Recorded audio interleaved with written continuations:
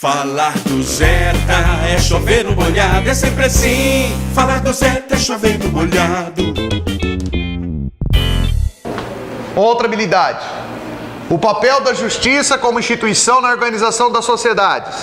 Então, o papel da justiça, da lei e da ordem como um regulador do comportamento social.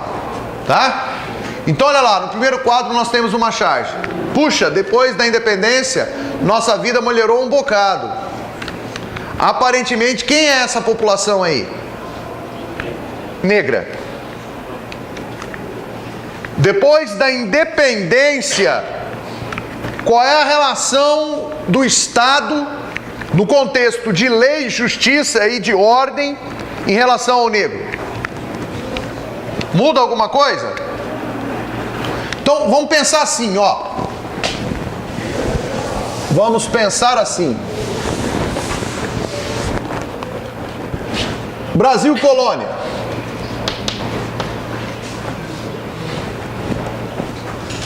Brasil como colônia. Qual a relação que o Estado tem com a escravidão?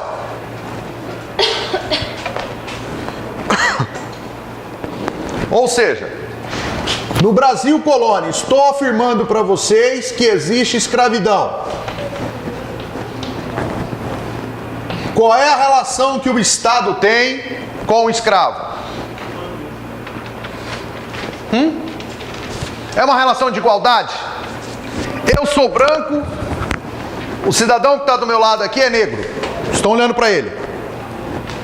Dentro do Brasil colônia, eu como branco, dentro do contexto legal, temos os mesmos direitos de lei? Não? Não. Afinal de contas, quem é o escravo?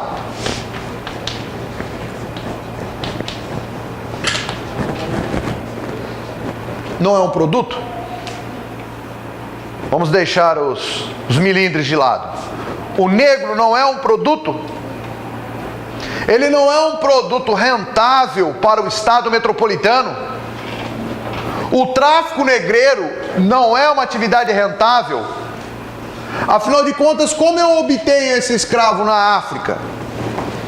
É com alto valor? Ou é num processo de escambo? E na América eu vendo ele por um alto valor. O que significa que o escravo está inserido dentro de um contexto excludente.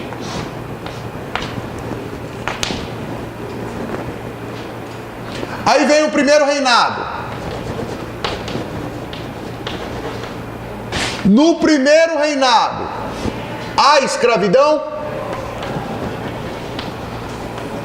Sim ou não? O que significa então que, embora haja escravidão no primeiro reinado, o escravo deixou de ser um produto? Agora o escravo é um produto, mas também continua sendo uma fonte de trabalho. Não que antes não fosse, é que antes ficava restrito a uma condição de produto, de lucro. Agora, além de produto, ele é lucrativo. Logo, o escravo continua vivendo uma condição de exclusão. E se eu pegar aqui o segundo reinado, tem escravidão? Continua sendo um produto? Continua excluído do processo? Então eu pergunto a vocês, a charge, ela identifica que houve melhora e essa melhora existiu? Então tá. E depois do segundo reinado, o que vem? A república. E aí aboliu-se a escravidão. O que significa que o negro passa a ser um indivíduo, então, que vai ser inserido dentro da sociedade e incluído no contexto legal. Qual é a justificativa do Estado brasileiro para isso daqui?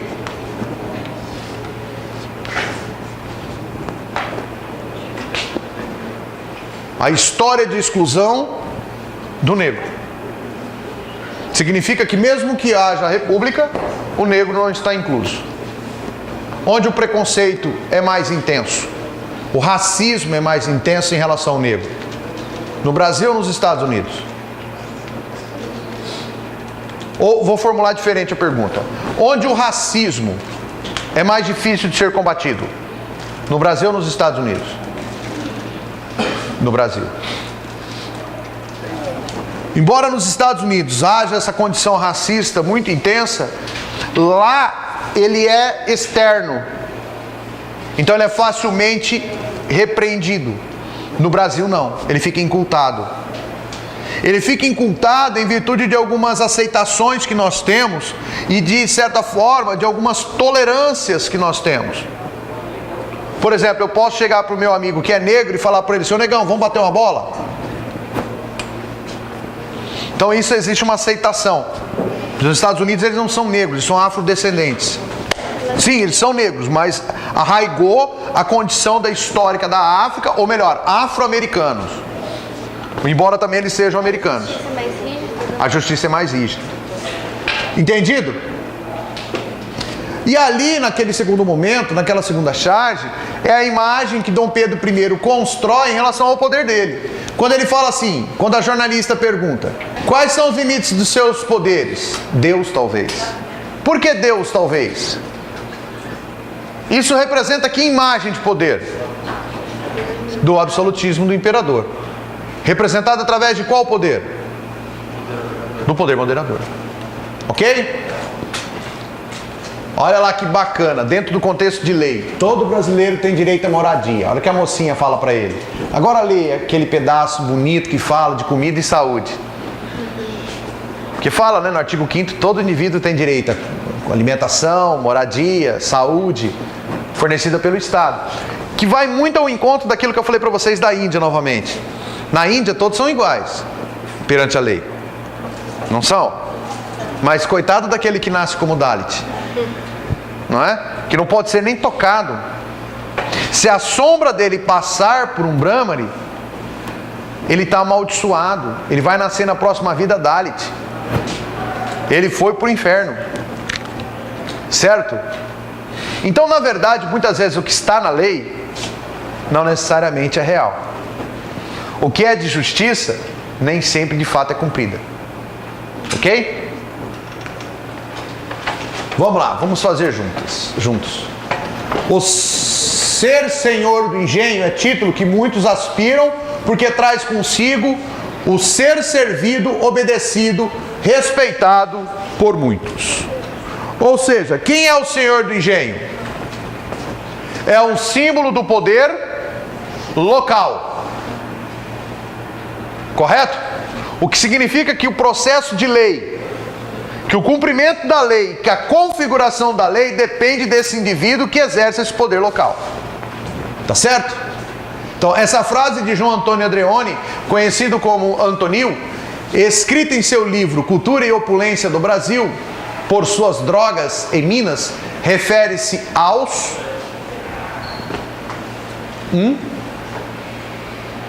Quem são os senhores do engenho? Quando nós falamos em senhores do engenho, que período da história do Brasil nós estamos nos referindo? Mais exatamente, que momento dessa história? Pode definir por ciclo econômico.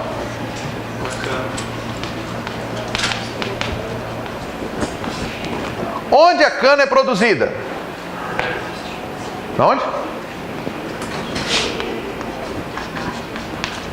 Em pequenas ou grandes propriedades? Logo, quem é o senhor do engenho?